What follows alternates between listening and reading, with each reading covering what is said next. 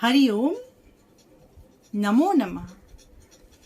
अक्सर हम सबके मन में एक जिज्ञासा जरूर होती है कि ये जो शरीर है, जब इसकी मृत्यु होती है तो इसमें से ऐसी कौन सी चेतना है जो निकल कर जाती है। ऐसी क्या वो ऊर्जा है जिसके जाते ही ये शरीर निश्चल हो जाता है। आत्मा है तो क्या है, उसका स्वरूप क्या है, वह क्यों एक देह को छोड़कर दूसरे देह में जाती है। ऐसे अनेक प्रश्नों के उत्तर भगवान श्री कृष्ण ने श्रीमद् भगवत गीता के 2य अध्याय सांख्य योग में दिए हैं। ये उत्तर सिर्फ अर्जुन के लिए ही नहीं अपितु हम सभी के लिए है।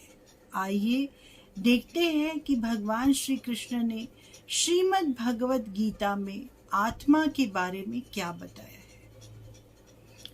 ओम श्री गणेशाय नमः।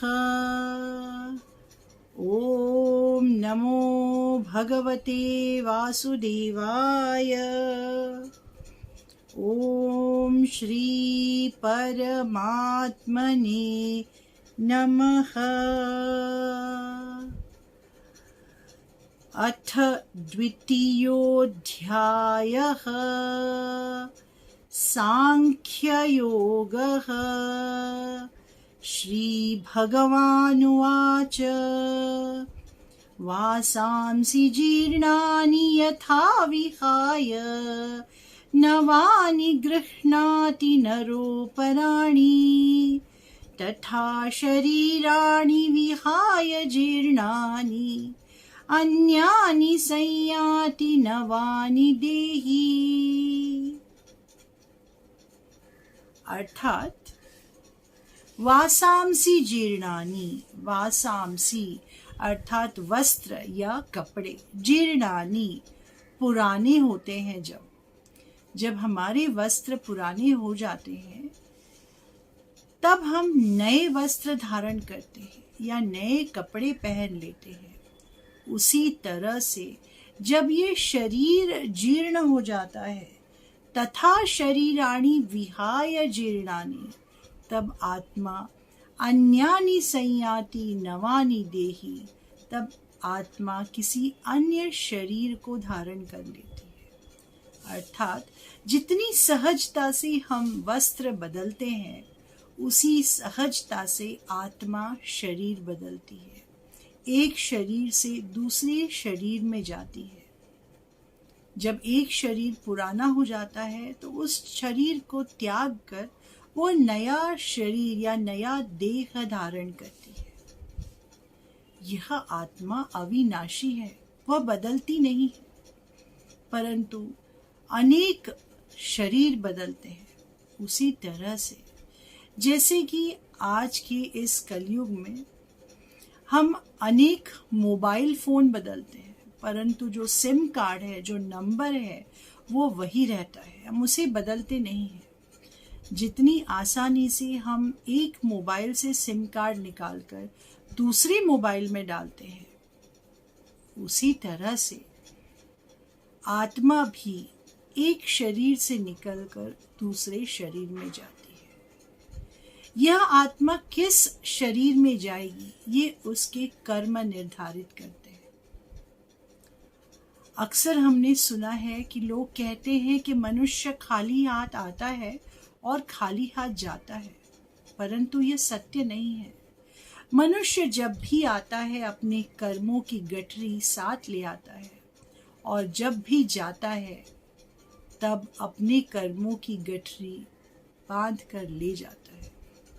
अर्थात मनुष्य के जो कर्म है वही उसके साथ आते हैं, वही निर्धारित करते हैं कि मनुष्य का जन्म कहाँ होगा, किस घर में होगा, किस प्रांत में होगा, किस तरह से होगा।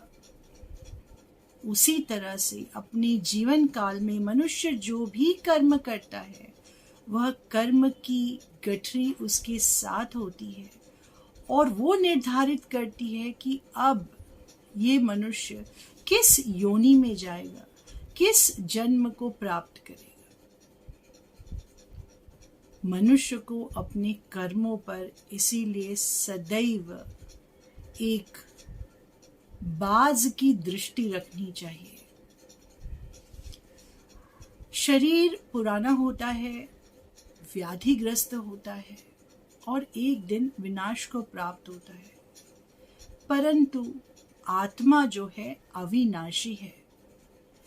ना उसे शस्त्र काट सकते हैं, ना उसे अग्नि जला सकती है, ना उसे हवा सुखा सकती है, ना ही पानी उसे डुबो सकता है।